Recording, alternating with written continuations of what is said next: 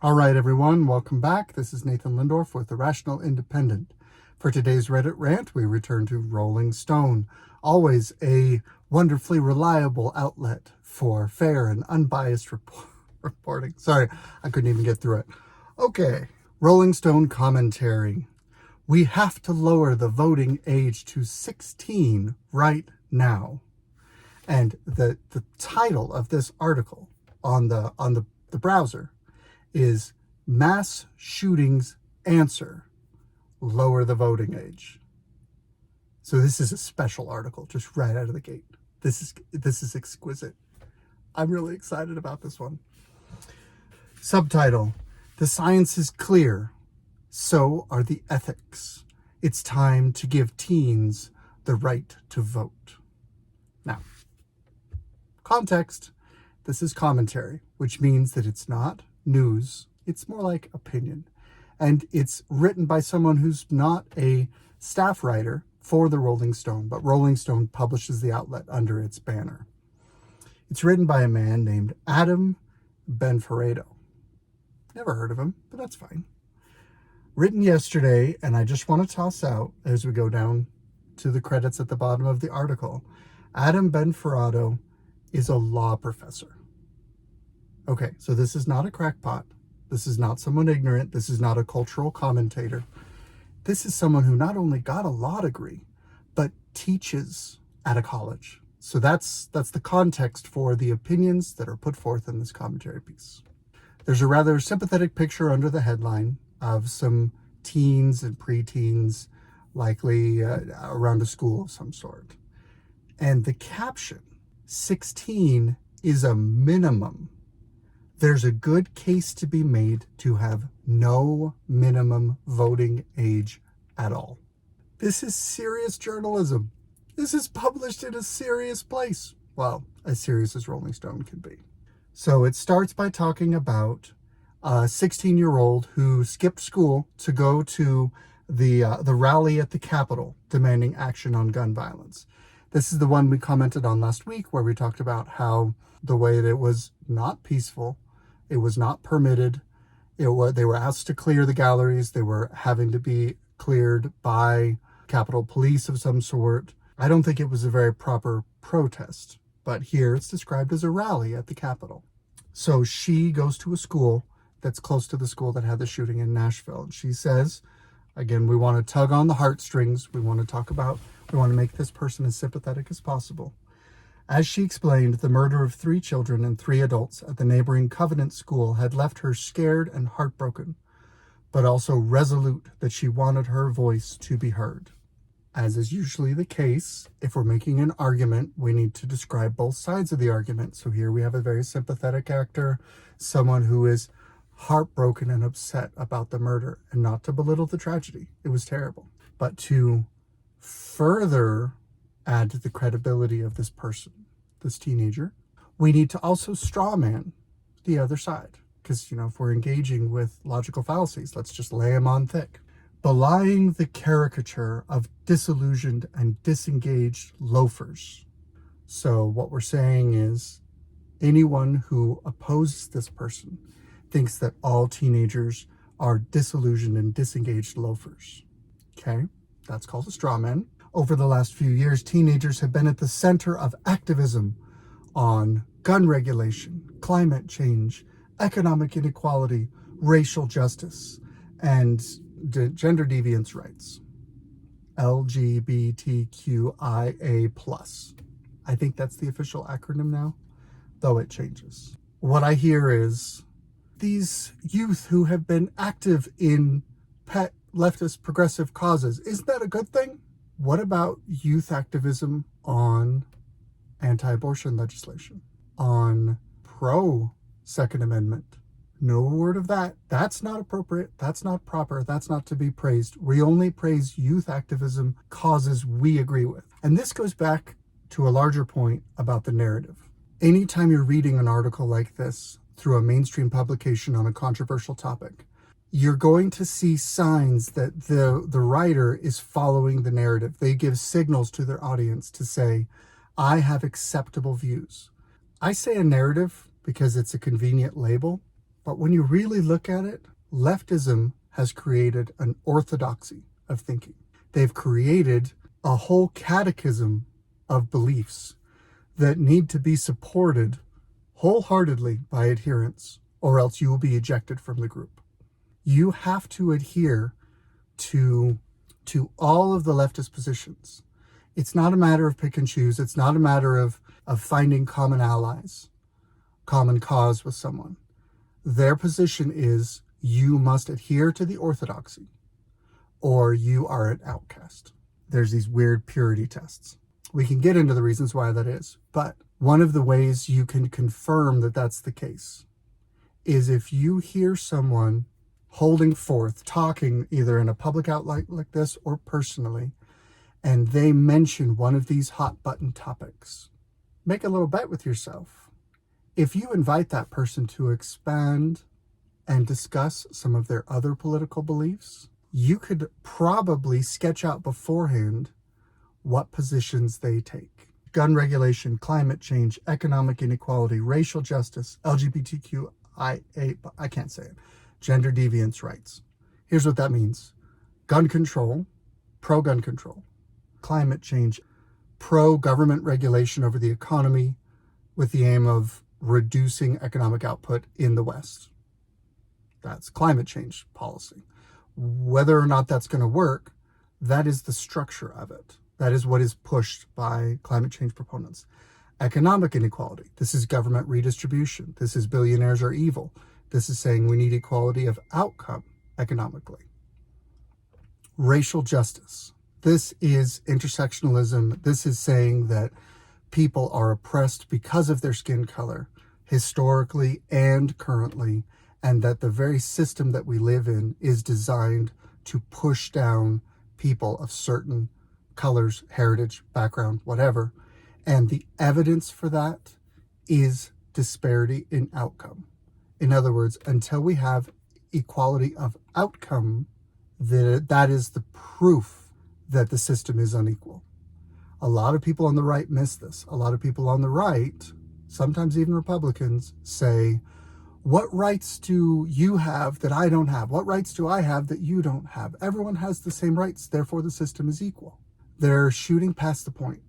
This is the reasoning of people who put forth the main spokesman for racial justice are people like Ibram X. Kendi. And Ibram X. Kendi makes the logical case and says, here's my argument. The system is unequal and against Black people because of unequal outcome. That's not my reasoning. That's his reasoning, which means that until you can measure across the races and have equal outcomes, the system is by definition opposed and oppressing Black, brown, indigenous, whatever you name it. And LGBTQIA plus rights, which is a big, thorny, messed up issue, but really the hot button pieces of these are that children should be allowed and supported to transition even over the objection of their parents, and that people who are gender deviants should have the right to compel your speech and by proxy your thought. That's the position. That's what they mean when they say these rights. Next time you run into someone who's talking about this stuff, I bet if you cordially invite them to expand on their feelings on another topic, you can guess ahead of time that they're part of the orthodoxy. They adhere to all the talking points because they don't want to be ejected from the group. You have a bunch of teenagers who've been the center of activism for these pet issues on the left. That's not an argument to give them the political franchise. That's just saying teenagers are noisy. The author describes a proud tradition of adolescents pushing for social change, quoting someone who was a former youth activist. Reflects, again, these are not my words. These are this activist's words.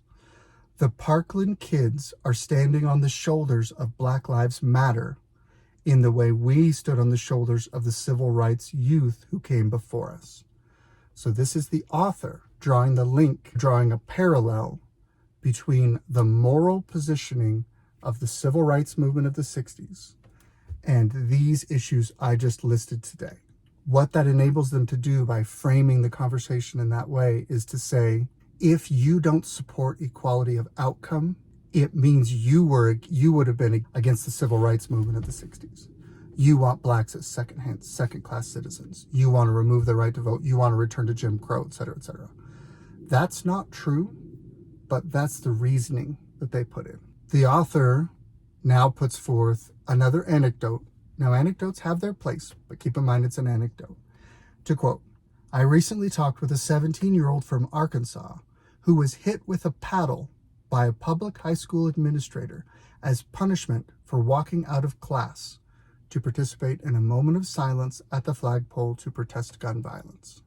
As I stated in my earlier video regarding the demonstration in Nashville, I support freedom of speech and the right to protest and the right to peacefully assemble. I support the right for kids to walk out of class. Guess what this is saying? This is saying an agent of the state. That's what a public high school administrator is. An agent of the state used physical violence to suppress the speech of a minor child. That's not okay. I think that the child is misguided in their particular choice of protest, but that's aside and separate. You have to hold this cognitive dissonance. You have to hold these conflicting opinions and hold this orthodoxy when you really dig down into it, where you have to somehow support individual freedom of speech, but also support that we should all have publicly funded schools, and publicly funding schools is a good thing, but publicly funding schools leads to government agents in charge of the education of your children, which means that school has the force of law behind it to enact the will of the state on minor children. Part of the leftist orthodoxy is that that's a good thing. Another part of the leftist orthodoxy here, where they're saying these children should have the right to protest, says that's a bad thing. That's an example of cognitive dissonance. That's an example of a system that cannot hold. I hate the idea that people attack ideologues. An ideologue means someone who proposes to and supports an ideology. What is an ideology? An ideology is just a coherent set of values and principles and beliefs. A set of things that you agree with, believe in, support, and want to push out into society, where all of those pieces hang together in a coherent fashion. As an example, I'm a Christian. I believe that Jesus Christ is the Savior of the world. I support freedom of religion because it is a right that enables me to worship, and it also enables me to fulfill one of my missions, which is to spread the word of the gospel of Jesus Christ to other people. If I lose the right to worship, if I lose the right to speak freely, I lose the ability to fulfill that mission. So my private, personal Christian belief marries very nicely with a belief in a public right of speech and religious worship. That is an example of an ideology, the way you have multiple principles that come together and support each other in a coherent way. The orthodoxy of the left is fundamentally flawed, because if you dig into it, and it's too big for this video, but if you dig into it, it requires that you hold beliefs that are incompatible with each other. I'll give you a perfect case in point. ACAB, that is the Antifa acronym for all cops are bastards. Cops are bad. We have police violence as an epidemic. It's terrible. It's ruining everything. It hurts black people who are innocent, etc., etc. Take all that as true for now as a hypothetical, accept all that is true. They also say we need gun control. Gun control is simply this. Gun control is the process whereby the state uses the force that it is empowered with, violence or the threat of violence, to confiscate private property and remove the rights of law-abiding individual citizens to effectively defend themselves with firearms. That's what gun control is. Gun control does not apply to criminals because criminals don't follow the law. Laws that restrict ownership of guns are not followed by people who don't obey the law. That may seem obvious. That's just true. And it needs to be said, because what you're saying is, I want to enforce gun control, so I'm going to make it against the law for private citizens to have weapons. How are you going to enforce that law? Well, I'm going to use the police to go and take those guns. Okay, so on the one hand, you're saying all cops are bastards. We have police killings. We have police violence. We have bad police that need to be rooted out, and we want to use the bad police to confiscate weapons from law-abiding citizens. I'm sorry, you want to give all the power to the guys that you think are currently abusing their power? Do you think they'll behave better, taking your case as true? You think those bad cops will behave better after citizens are disarmed? After they have a monopoly on force? These are dissonant thoughts. These are thoughts that cannot coexist in a coherent ideology. But the left supports both. It's not the only example. It happens all the time. That is one of the challenges with leftist thinking, is that they compel their people, their followers, to follow an orthodoxy of thought, but within that orthodoxy, they have incompatible viewpoints. So you're asking followers to comply completely with principles that cannot both be pursued at the same time. Anyway, rabbit hole, back to the article. Talking about patterns, how youths have protests and the protests don't accomplish anything because as soon as the cameras are off them, the status quo reverts. Stop organizing and marching to persuade adults to save your world and start marching for the vote.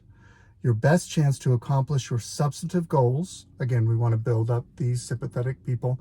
We grant them the label that their goals are substantive on gun control, and everything else is to refocus your efforts on gaining power in government, at school, and at home. Now, this was my favorite part of the article. The arguments in favor of teen enfranchisement are strong. Recent research suggests that when it comes to voting relevant cognition, whatever that is, there is no notable difference between an average 16-year-old and an average adult. We have rightfully decided there should be no capacity test or diploma to vote, and we need to hold ourselves to our principles. If we are comfortable with 90-year-olds going behind the curtain, we should be comfortable with adolescents doing the same. This is their big argument. This is what they're saying. For those of you who are not in the know, the human brain doesn't finish developing until you're in your 20s.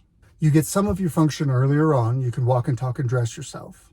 But there are key functions within the brain that you don't get until you're in your late teens, early 20s, and sometimes even late 20s. There's a reason why rental car companies don't want to rent to under 25-year-old young men. The piece of not to get too nerdy, but the piece of the brain that handles this development is the forebrain. And it handles things like emotional regulation. Everyone feels strong emotion. The ability to feel that emotion and govern the use of it, including choosing not to act on it right away, is what makes you an adult.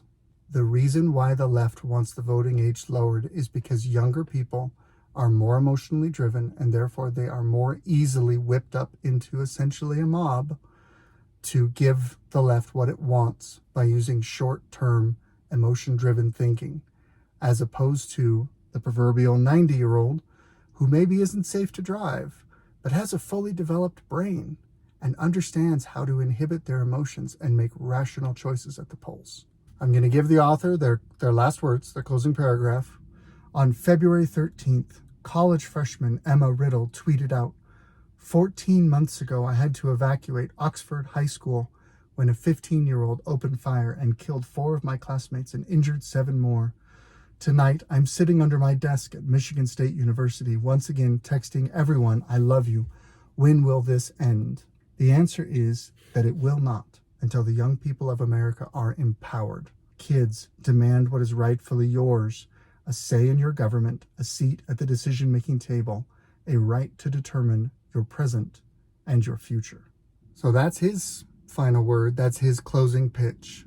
Here's my 2 cents, is to learn how, as an average citizen, we can be empowered to use a little bit of critical reasoning, a little bit of persuasion, and engage in the conversation that we're having as a society in a productive way.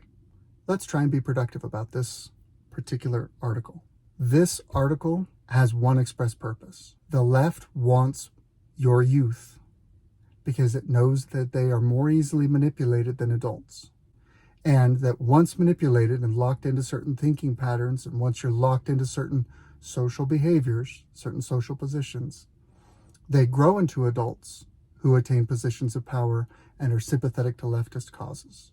Why do you think the left is so deeply embedded into the education system? because that's where it's easiest to indoctrinate kids into thinking certain ways. It starts young and it starts simple. Cesar Chavez was a labor leader and a union guy, and he did a bunch of crazy stuff. I want to say in the 70s. I can't say that I know a ton about him, but he was definitely leftist, and I'm pretty sure there was some violence involved. I'm not sure. In fairness, I should look it up. I should become a little more educated. The reason why he's on my radar: third child, kindergarten, conservative-leaning charter school.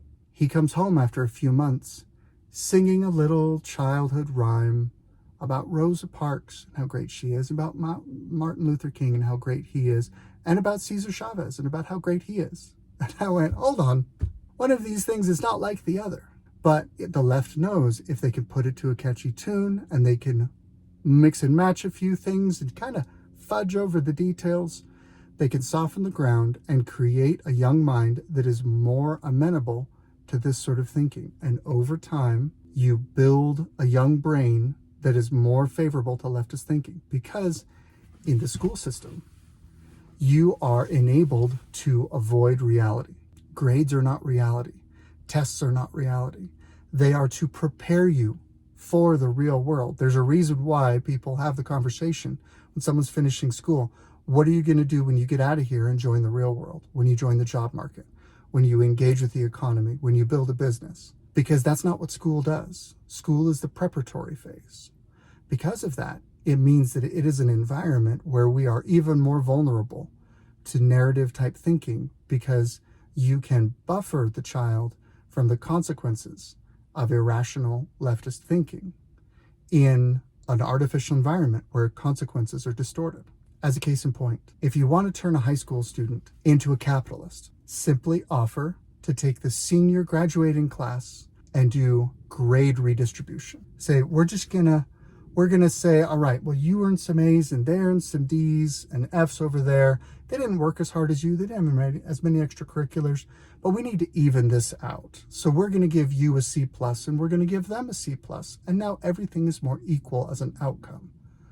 As soon as you do that and they realize that's going to affect their future, you have reintroduced an actual consequence to the idea of redistribution of wealth that prior to this was just a theoretical exercise about somebody else's money.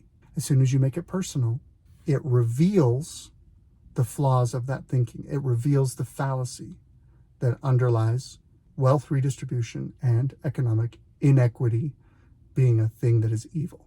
To sum up, thank you for your time. Thank you for your attention. When I started this channel, I wasn't entirely sure how long it would run or how well it would go, but simply by setting myself the task of critiquing popular, left-leaning, progressive news articles, let's just say I have a target-rich environment. Here's the simple truth of it. It's important that we as individuals learn how to critically think, because these articles that I am going through and exposing and discussing, they are not the exception. They are the rule. We live in a world where the nearly universal drumbeat is a narrative that says, this is the way to think, this is the way to think, this is the way to think. And if you don't train your mind to have the discipline to push back on that and say, I can't go there with you. I don't want to fight you. I don't want to create conflict. I don't want to advocate violence. But I cannot go there with you because you're proposing something that will lead to disaster. If you are able to find a way to rationalize your own position and encourage your conversational and encourage the person that you're discussing these things with to rationalize their own position, both of you will hopefully be able to come to a more reasonable outcome and, in theory, be able to resolve whatever the challenge is verbally without violence. We live in a society that is hell-bent on destruction. Whether you look at fiscal policy, government regulation, social policy, school policy, most of our cultural institutions, if not all, have become and are becoming even more corrupted by this leftist ideology. They are being subverted away from their original purposes in furtherance of this orthodox ideology of leftism that will lead to the destruction of our freedoms and our way of life. Those are the stakes. So ask yourself, if that's true, what can be done about it? How can I pick a fight with IBM, Microsoft? How can I pick a fight with the FBI, with my local police? How can I pick a fight with the school administration where my children go to school? How can I pick a fight with the political positions taken by my church? How can I be the person who's so cantankerous, who is willing to take on the personal cost of raising my hand and saying, I will not go farther down the road with you. I cannot go along with this. What you're doing is currently wrong and will lead to death and destruction. I'm willing to do that because I'm a bit of a crazy person.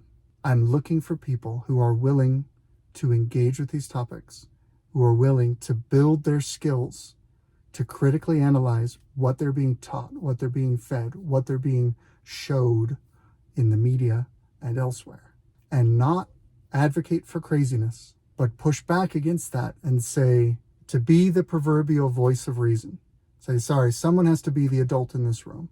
So I'm going to be the one who stands up and says, all of you are deluded. All of you are headed off a cliff, and I can't go with you. That's the direction this is going. That's my Reddit rant for today. I hope you enjoyed it. I figured I better make up for Friday since it was a short one. Thank you for your time and your attention. I appreciate your engagement with this content. If you like what you heard, drop a like. If you don't like what you heard, drop a comment.